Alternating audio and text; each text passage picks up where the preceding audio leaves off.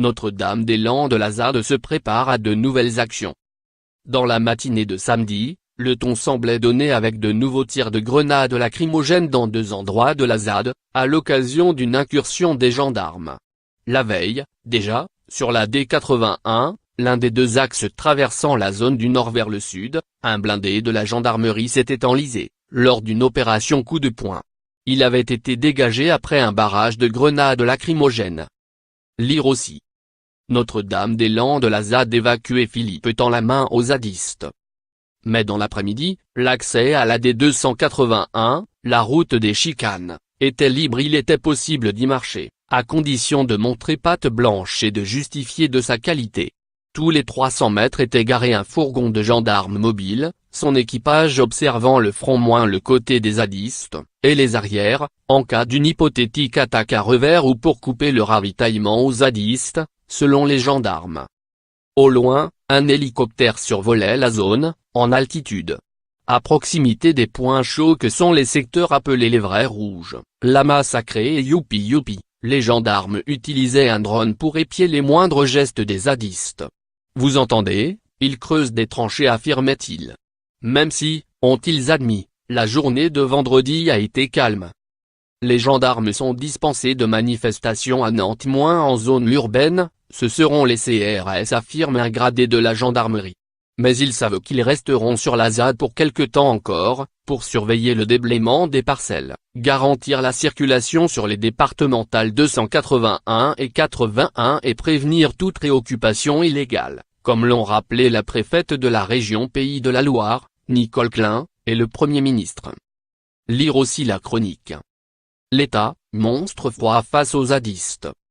De l'autre côté de la ligne de front, parmi les zadistes, chaque moment de répit est consacré à la récupération de ce qui peut l'être. Avec 3 cabanes détruites, il est possible d'en reconstruire une nouvelle. Ces moments de calme sont aussi mis à profit pour réparer les barricades endommagées lors des interventions des gendarmes, et pour se livrer aux préparatifs des projectiles divers sont entassés, des masques de protection rassemblés.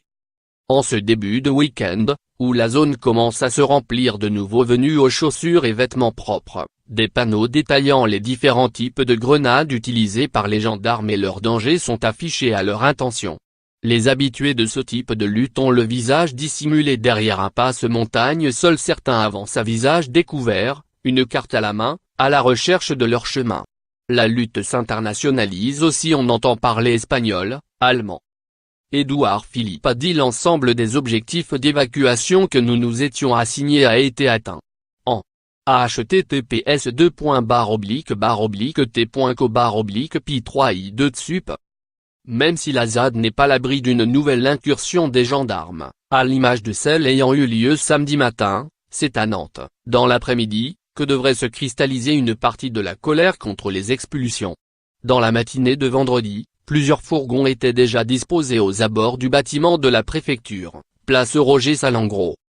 La préfecture a confirmé la tenue des 2 manifestations, aucune des 2 n'a été déclarée moins, la première à 14h30 à l'appel de l'intersyndicale et des étudiants, et la seconde à 16h30 contre les expulsions sur la ZAD.